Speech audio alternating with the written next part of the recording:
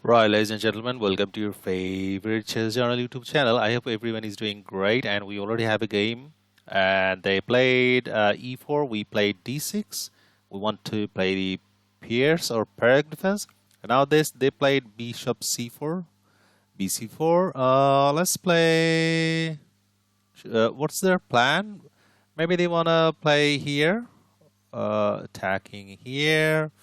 As far as that is concerned, or they could come here, dive in here. Okay, let's stop their plan. Let's play here. Knight f6. As anticipated, they have played queen f3. Now, what is that move? What it does nothing now because we have stopped their plan. Maybe they want to play here. Okay. What to do? They have a check though. Or maybe, yeah, I got it. So they want to play here. So if they play there, that could be a right. Okay, this is a blitz game. We only got 8 minutes left, as you can see in the clock. So we have this move later on. Okay, I'm just gonna play here c6, and let's see if they want to put there. What about our opponent? Armenia. Shakain, I don't know. I cannot pronounce the name. What about his stats? Blitz, rapid 1525, 1478 Blitz. I think is an intermediate level player. All right, they're playing a peculiar setup against the Pirc defense that we are playing. Not to mention that we are playing the Checkmating. Okay, now that move, I think in one of my videos, latest videos, I have covered this. That when they play like d3, here we playing d5 is an option. But today I'm going to focus on development first. Okay, let's play here. Knight b to d7.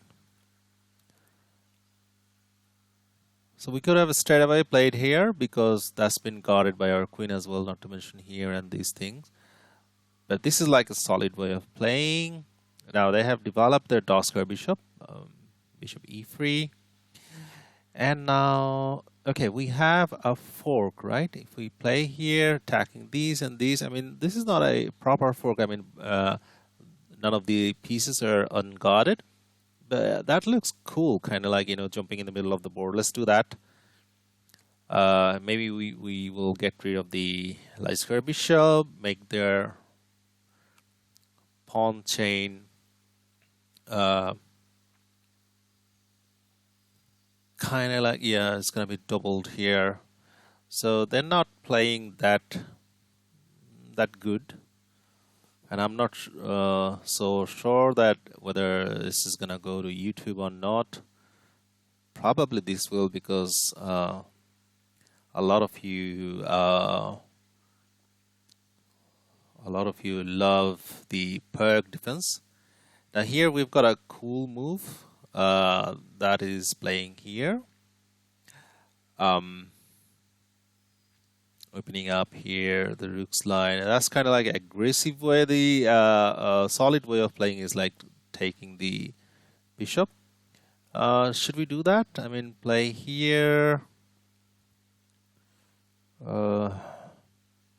G5, this is square.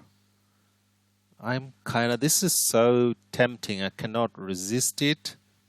Playing, I'm like opening up the rook, rook's line. Maybe trying to trap the queen.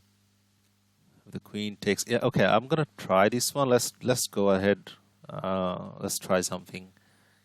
So they shouldn't take. I mean, that's a trap. So they should retreat their queen. Let's see if they fall for it.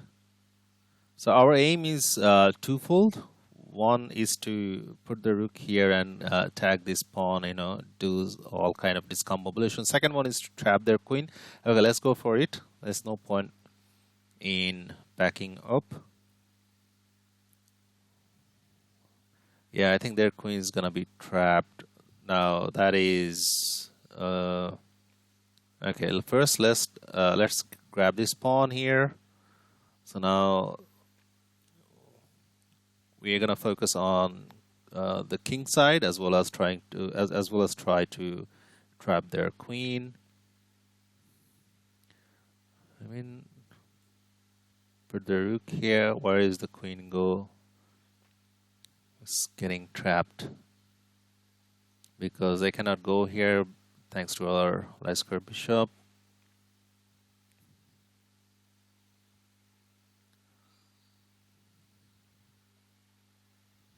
Okay, so doesn't that trap the queen? We already calculated that. And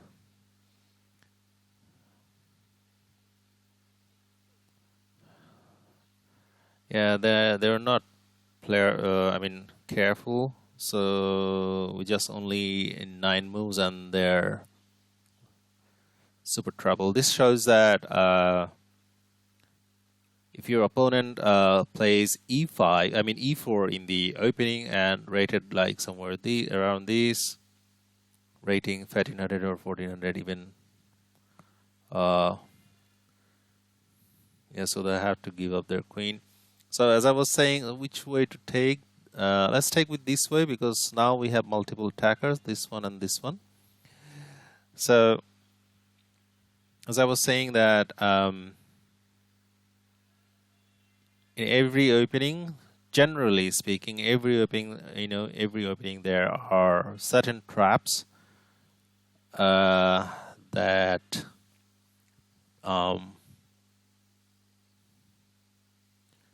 I don't like this knight. Actually, you know what? Let's exchange pieces, as many pieces as possible, because we are material up, or exchange up, should we say. And now what? Target this pawn by going here, as well as this pawn. Multi-purpose moves. So if you are an e4 player, you should know at least some ideas what your opponent could be playing with all the okay. Taking that pawn is okay, but this one, development, and this is much stronger. Let's do that. So they will probably have to play this one or this one here to guard this pawn. Say, for example, Pirc defense is not a popular opening. Most of the e4 players, they are expecting e5 against them, or even c5. Sometimes c6, the Caro-Kann, but Pirc defense, no. It's very very much uncommon opening, and in high level this is not being played by GMs or super GMs. So that's why this is an underrated opening. Now taking this pawn is okay, but their center is still strong, and there are millions of ways to go wrong. So let's just attack the center first. So we're just playing methodically from now on. Let's soften up their center so they will have doubled center pawns. Probably we will develop our light square bishop here.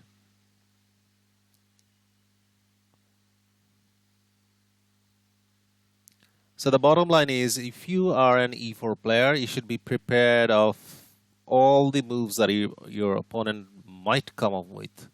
So you've got a lot of options. I mean, you've got a lot of ways to prepare with.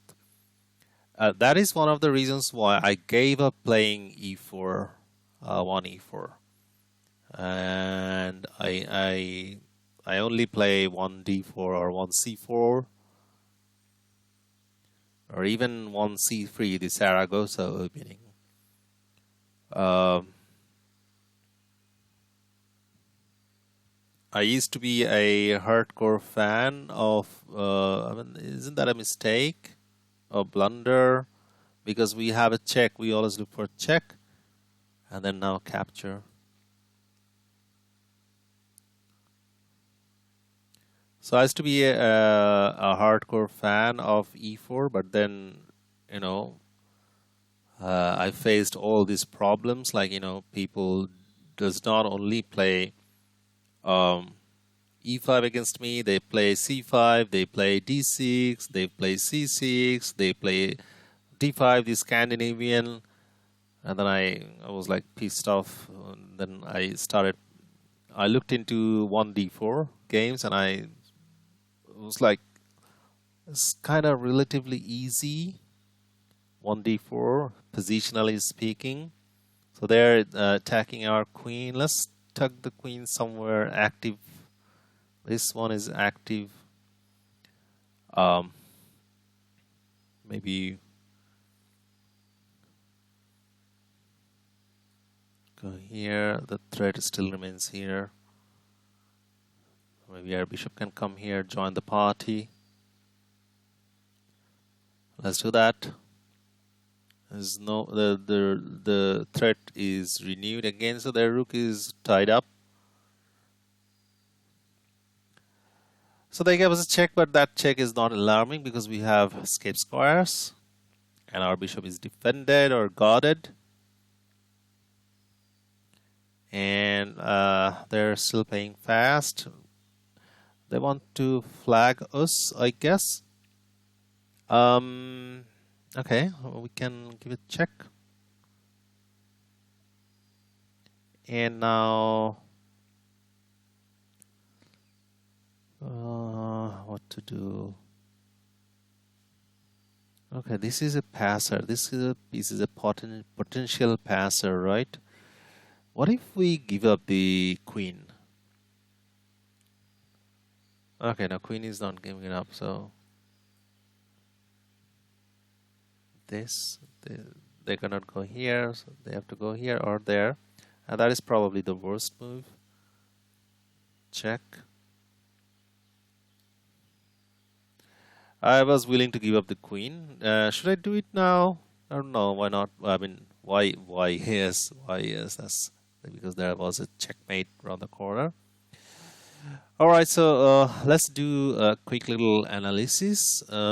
This is I think, not an intermediate level player. I guess it was just a beginner. So we just crushed a beginner level player with Pirc defense, or the check Pirc defense. They played bishop c4, and you'll see a lot of beginner level players. They play e4 and then play this one, the Guicopiano, or I even forgot how to pronounce it, or the, what do you call the Italian game? Yeah, the Italian game. This one is the Spanish one. So the Italian king, or Italian game, or the Guicopiano. So bishop c4, and then we played knight f6, and then they developed this queen, and we talked about it. But that's not doing anything because our knight is there. And now we played c6. This is the check Pirc defense. And d3, that allows us to go immediately there, but we focused on development. So we played knight bd7. Now after bishop e3, we played knight e5, attacking both of these pieces. And they saved their queen, but we attacked the queen. This is an excellent instructive moment here for all of you beginners who are watching this channel, or intermediate level players. Why is this instructive? Because look, they have got only these free pieces developed, and they have moved their queen a lot of times early in the game, and now we are being black pieces. If somehow you can gain initiative, go for it.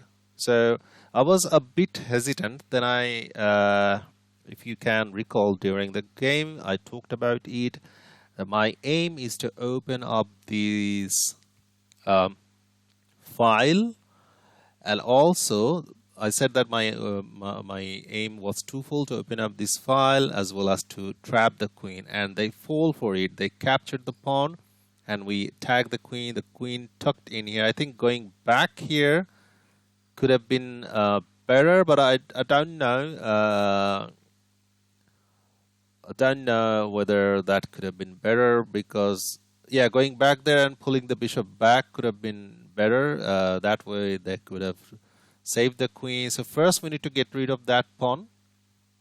So we took that pawn, and now they forgot that their queen has limited squares, and now the queen is trapped. So they had to give up the queen, and here they developed here, but we just simplified the games.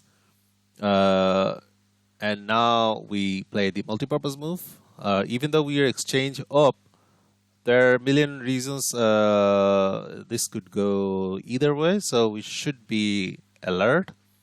So that's why we have to, being a bona fide chess journal viewer, you already know we play methodically, and we talked about it in the chess strategy series. Go please check it out. Chess strategy for beginners, chess strategy for intermediate level players. In the playlist you will find those contents. Go please check it out, and we talked about them a lot. We do not only just play random moves, we play methodically and put as much pressure as possible to our opponent. So defending these two pawns, they have to give up one of the pawns. So they decided to defend the central pawn, but central pawn we know is more valuable. So instead of just being greedy, grabbing a flank pawn. Yeah, flank pawns are also important, but we have 1, 2, 3, 4 flank pawns or queenside pawn there, and they have 1, 2, 3. Okay, so 1, 2, 3, and they have 1, 2, 3. So 3 versus 3. So here our aim should be attacking their center, because their center is still very strong. So that's what we did. We developed and attacked with our dog square bishop this pawn.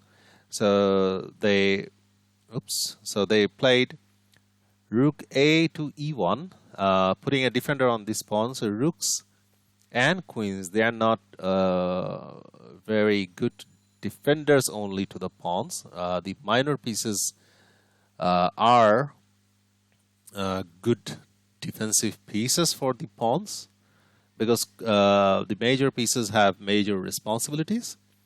And this is like the late middle game, where activation of the major pieces and putting them in optimal squares is the key to success.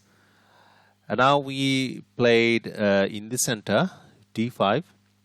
We wanted to attack the center. We talked about it during the game. They pulled their bishop back, and we just took the pawn. And here they made a blunder. Why did they play it here? Because they were just worried that, okay, if they take, that's going to be a double pawn. So let me just save the knight. But they forgot that we always look for, chess journal subscribers. We always look for check, captures, frets, pin, fork before we move our pieces. So there's a check, and then winning the knight. And from this point in time, the game was very smooth. The checkmate was a bit cool. Here, check, and then they blocked it. I thought that, okay, I'm just going to give up the queen, but then I thought, okay, this is a check, so they cannot capture the bishop. So check. I was calculating that, okay, if they take the queen, we have a passer, potential passer, winning this pawn. But yeah, sometimes not many times I myself make blunders, especially during winning positions. So that this is a perfect example. I didn't even calculate or see that okay they cannot capture a rook because of this check. So yeah, so I'm gonna stop it here, guys. I've got somebody at the door. So yeah, take care of yourselves, guys. Take care of yourself, guys. Till the next time. Till the next time, and let me know, guys, how do you like this game. All right, bye bye.